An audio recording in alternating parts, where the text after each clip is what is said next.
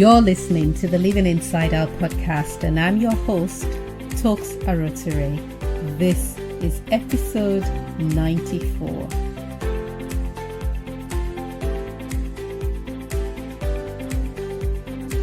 Welcome to the Living Inside Out podcast, where we believe God had a purpose and He created you to fulfill it.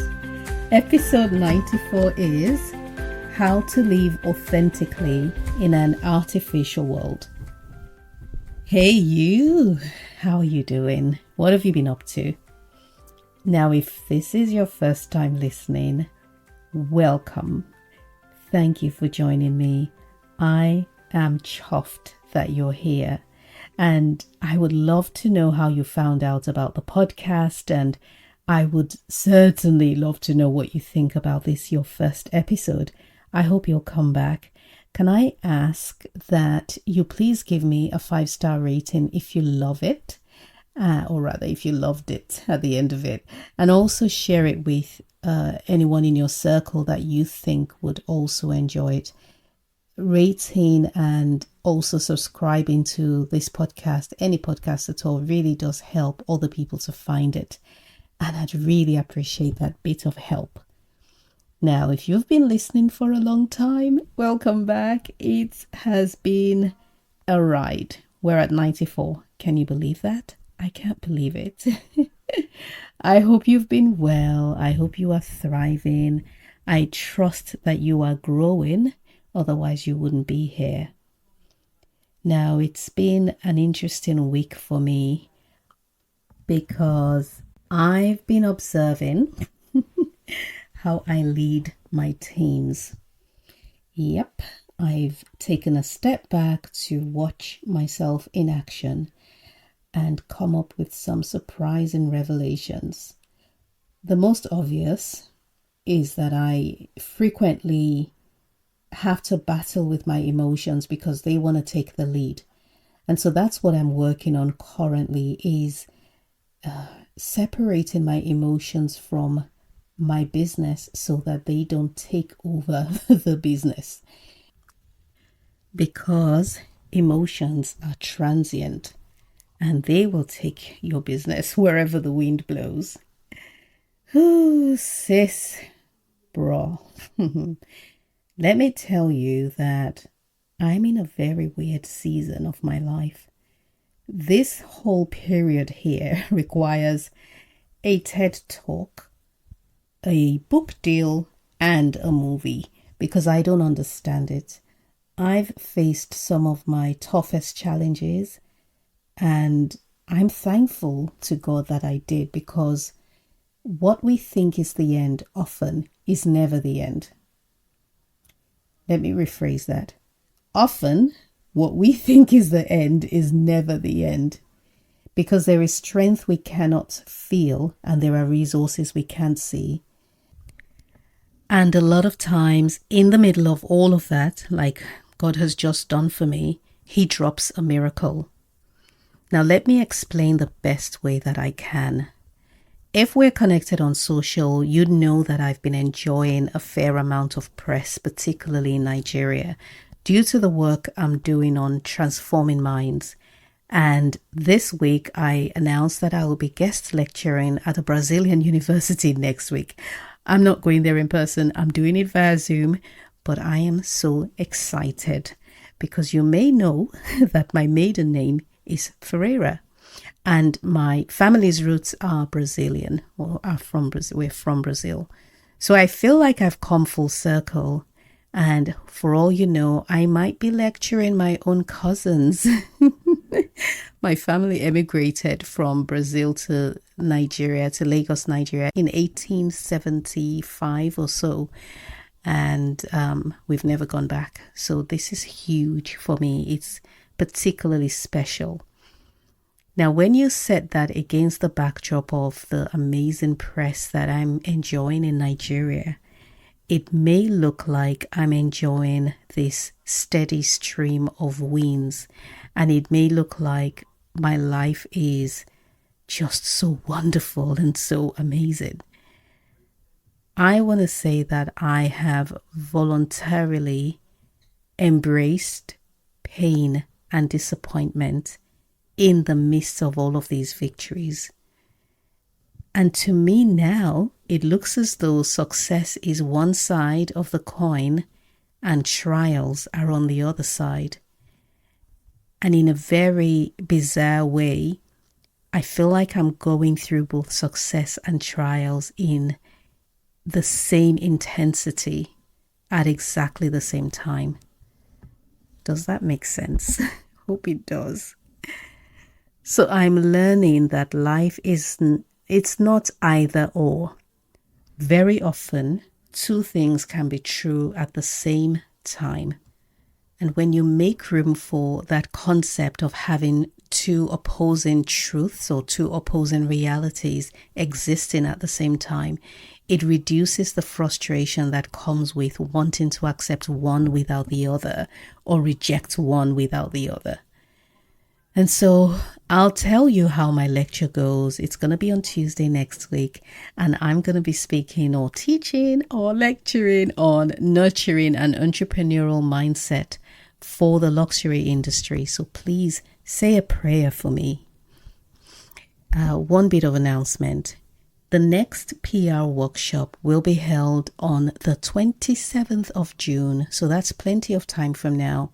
However, you do want to sign up ASAP because spaces really are limited. I'm not saying that because it's a fun thing to say and that's what everybody says, but it really is, because it's a small class and already we've got close to 50% commitment on the list. In this class, I will teach you everything that I did and still do to get the press that my company, the Baby Cut Shop, has had over the years. As a small business owner who bootstrapped my business from $75 to a location, a flagship location on the Kings Road in Chelsea, I will say that PR has played a major role, and I've largely done my PR myself. It all starts with learning to tell your story, which I'll teach you some of that in the class, but I will also reveal some secrets that you can use to get your name out there. So if you own a small business or you're looking to develop your personal brand, or you need some visibility in the marketplace or even in your career, this is for you. The link to register is in the show notes, or you can head to my website, toksarature.com, and you'll find all the deets there. Now on to today's topic on living authentically in an artificial world. I have to confess that I struggled with that title a bit. I asked my husband what his opinion was, and he says, it's not working for me. And of course, that made me dig my heels in and say, I'm going to do it. Because I've got that stubborn streak in me. Now, one priceless benefit of getting older is that you stop caring about what other people think of you. And let's add that much of the opinions are actually going on in our heads. They're not real. Can we agree? Because that's what I found. I'm sitting there and thinking, what are they thinking? What are they going to say if I do this? Well, they never uttered a single word to tell you they were thinking about you in the first instance. Madame is what I say to myself. But the number of times people have said, I'm worried about what people will think, and the number of times that I have been worried about what people will think of me before taking the next step. The most recent for me was when I decided to take transformational speaking to Africa. I had a clear strategy. I was to email every person I knew that had strong connections in Africa, but particularly Nigeria, because that's where I'm starting from. I was to share my vision with them and ask for two things. And let me tell you that I went as far as brainstorming 50 names and even crafted the message to send to them. And then it happened. The thoughts began to show up in quick succession. Who does she think she is? What makes her qualified to go and speak to people in Nigeria? Do you not think Africans already know how to walk on their own minds and how to transform themselves if they want to? And on it went. So I was concerned about how I would appear to others. And it was about to stop me from making that very crucial move. When you get to the end, you'll find out how I got past that moment. And then just last week, I received a message from a dear friend. We've been in conversation for months about the launch of her podcast. She's done everything. Got the jingle, got the cover art, name of the podcast, and has even recorded the first episode. But then when it came time to hitting publish, she sent me a message and said, I don't think I'll be going ahead. I'm worried about what people think of me. Now, I'm going to share with you exactly what I said to her later in the program. So stick with me. My friend's story is identical to mine. When I was about to start living inside out, same thing. Getting it all together was easy. It was empowering, exhilarating, fun. And then I stalled because I thought of what people would possibly think of me and think about my voice and think about the content. And I just had these thoughts going through my head. When it comes to recording videos, because I do videos on social media and on YouTube, I seem to have this idea of what looks good. And sometimes I re-record a video with great content because I felt my cheeks were too big or my smile looked weird. And it gets worse because if your social media feed is filled with perfectly made up faces and gorgeous interiors, you may start to feel like you don't measure up. Authenticity is a lifestyle. It's not a state of being. It's an intentional way of living, because there is this part of us called the flesh. The Bible says the flesh is in enmity against God. And what this means is your spirit will desire one thing and your flesh is just going to go straight for the opposite. Here's why I believe authenticity is essential in our world today. We are all here on earth to fulfill a specific purpose. And our purpose must tick 3 boxes. Glorify God, help the people assigned to you, and grow you in the process. And many people don't know what their purpose is, or so they say. You might even be one of those. What is interesting is that you actually do, but you just don't recognize that that is your purpose. Because along with the calling came a desire to see it fulfilled.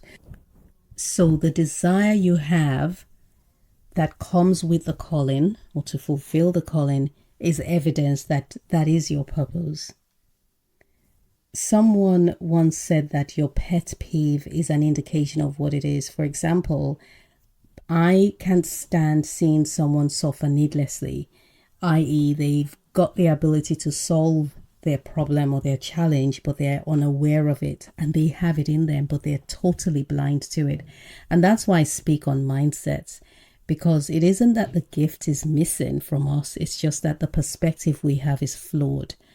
And so a corrected mindset allows us to recognize the lies that have called themselves truth. For many of us, our gifts are swaddled up by layers and layers of limiting beliefs, which I call lies. Lies like, what will they think of me? Beliefs that measure your value against the backdrop of that Instagram influencer. Lies that question your intelligence because you don't have enough degrees, or you do have a degree but you didn't go to a prestigious college. Lies that grade your worth against society's definition of success. These are all layers that we have adopted under the guise of protecting ourselves and showing up in the world the way that we think we should show up. But in reality, it's hiding our gift. Because you cannot hide the core of who you are and think that the gifts buried in you will somehow show. It's not possible. It means that we struggle to access the powerful tools that will help us fulfill our purpose. Therefore, we're not as useful as we could be in society.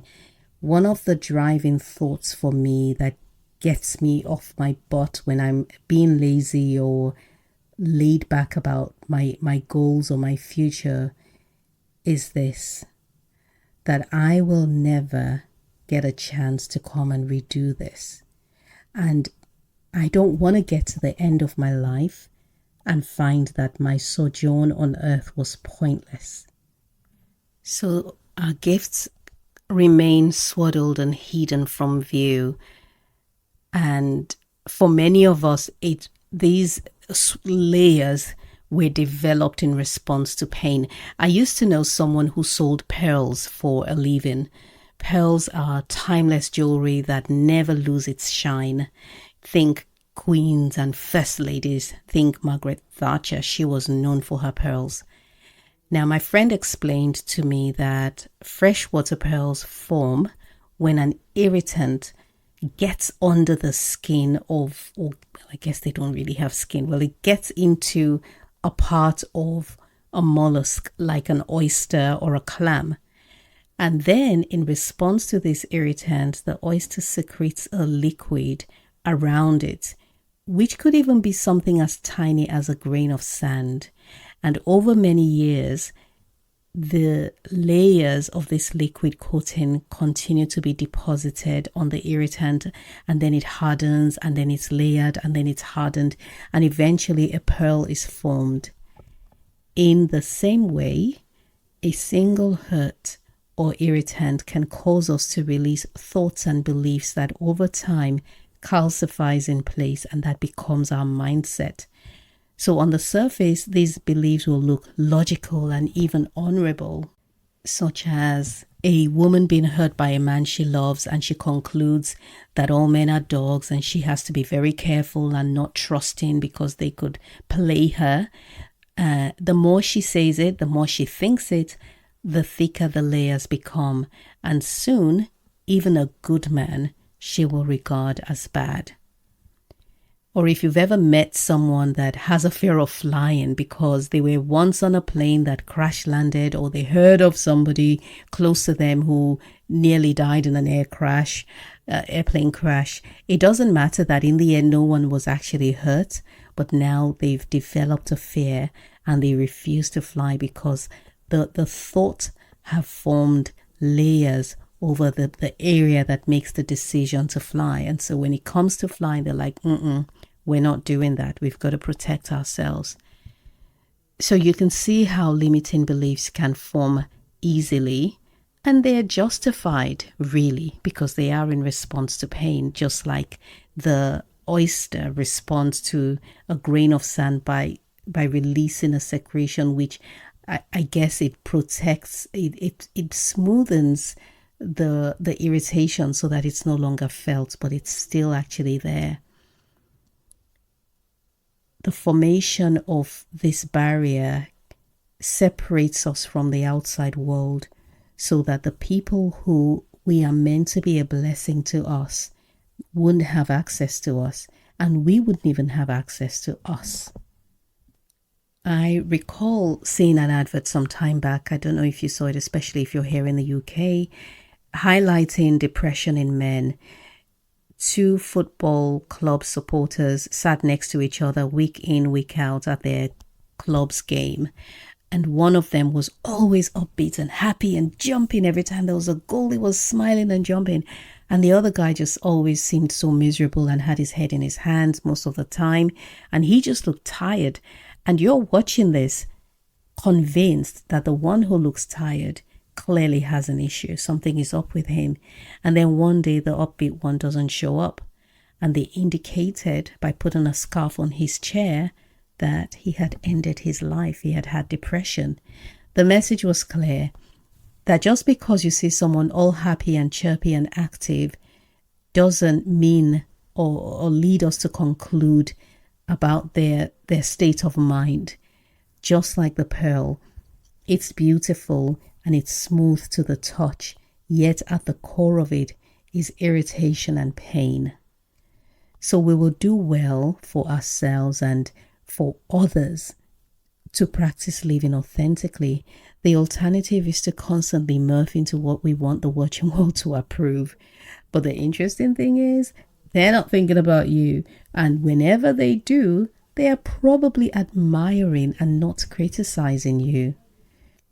I understand so well when my friend was reluctant to start her podcast. If you've ever been hurt or ridiculed before, you know what that feels like. You will release thoughts that hide that part of you that was exposed. I know of people who are so conscious of a scar on their face or what the world might call a deformity that they were perfectly fine with until people started to point fingers or mention, and then they became self-conscious of it. So here's what I told my friend, and it is also what I'm telling you. No one is thinking about you. Everyone is selfishly thinking about themselves. You were created to express your gift so that those who cross your path will be blessed. No one in the world can have all the possible experiences that are out there, so we are left to glean from the experiences of others. Your gift is trying to come out so it can do what God intended. Don't allow self-consciousness and negative thoughts to stop you. Your legacy isn't just your children. It's the knowledge and unique experiences you leave behind for others to be blessed by. The negative thoughts are normal, but once you take that step, I promise they will stop. I have them too when I'm about to embark on something new. Your gift is an extension of God, one of the ways He expresses Himself on earth. When ChatGPT was first released, of which I am one of its biggest fans, there were and there are still concerns about the loss of jobs as artificial intelligence rapidly took over jobs. But I believe people who practice authentic living are about to become even more valuable. If you don't live authentically, if you continue to embellish your soul so that it is more acceptable by others, you will not recognize the wolves in sheep's clothing that approach you. And the people who have been sent to cross your path won't recognize you. And you won't fulfill your purpose. And you will have a valid reason to be concerned about AI. So ChatGPT or any other AI for that matter cannot replicate your mind. You cannot synthesize an original. Your mind is a priceless commodity. It is in a state of evolution constantly. Obstacles that cannot be overcome by effort or logic or emotions can be addressed spiritually. And that's what makes us dynamic as humans. Now, when you add to that your individuality, that nobody has your fingerprints, no one has your dentition, you realize that we cannot be put in a box. We cannot be programmed. Your spirit is connected to a limitless God who is the creator of the highest version of AI. The day that I conversed with the imaginary opinions of people was the 7th of January 2024, and this is what I wrote in my journal that set me free. Life is brief. I don't have an unending amount of it to do what God has called and gifted me to. I will do it and do so consistently. I am filled with joy, peace, and courage as I embark on disturbing everyone in my space to ensure I fulfill my calling. Somehow I got a dose of audacity and just went for it. I was able to put aside the self-consciousness, which I've talked about, I think about 2 or 3 episodes ago. The Self-Conscious Entrepreneur, I think it's called. Link is in the show note. I put all of that aside and became comfortable with the irritation that I may cause people potentially, because my time here is limited. Your time is limited. If you've been stalling and taking your time and, you think, oh, one day I'm going to start and I'm going to do this, I've got some news for you. You don't know what tomorrow holds. I've got to tell you that I turned 50 last year, 2023. I turned 50 last year, and perimenopause came knocking on my door a few years prior. And what I was not prepared for was the brain fog and how all of a sudden it just feels like I can't think straight and I can't focus and I can't concentrate. I've always seen my mind as my greatest asset. And all of a sudden my mind seemed to be betraying me. That was something I saw, was not prepared for. Now, I'm not saying it happens to everybody, but I'm saying that this human body of ours, you just don't know what it's capable of doing or not doing. So while you've got your wits about you, while you've got your strength, while you have time, while you have your health, I implore you to do what you know you should do. Now, on the subject of journaling, I've got a segment on social media and on my YouTube page called Dear Diary. Yep, I read a snippet from my journal and tell you what I was dealing with at the time, what was going on in my mind while I was writing and what was happening all around me and how I navigated that season. A lot of times I talk about challenges or realizations or revelations and so on. And my social media handle is Tokes Aroture. Before I go, I want to leave you with some practical tips on how to live authentically in an artificial world. Number one, get into daily practices that engage your mind so you can get to know yourself. Journaling, mindfulness, setting boundaries so you can be connected to yourself. Take a social media break if needed, because many of us are more connected to our followers than we are to ourselves. The second thing is to curate your environment so that you don't consume everything that's in your space. Now, most of us will not intentionally consume negative information, but it will still find its way into your mind if it's in your space. It will come in through osmosis. So whatever surrounds you, you've got to believe that you are capable of absorbing it and you are likely absorbing it.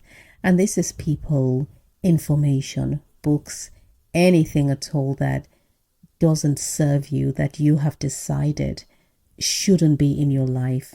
Don't have it in your space either. And finally, set personal goals. Practice setting goals that align with your true self, as opposed to setting goals that satisfy external expectations, whether they are real or imagined. I want to encourage you to reflect on your own life and take steps towards greater authenticity. And if you need some guidance, ask about my coaching services, where I help you unearth those limiting beliefs that are hiding your amazing self. Or you can send an email to PA, that's Papa Alpha, at tokesarotere.com, or send me a DM on social media. I'm on LinkedIn, Instagram, and Facebook primarily. Or you can head to my website, tokesarotere.com, and book a complimentary strategy call. You are absolutely amazing, and I pray that you receive the courage to live exactly as you were created to, and you will not succumb to the pressures of society to be who you are not. Have a wonderful day, and I'll talk to you soon.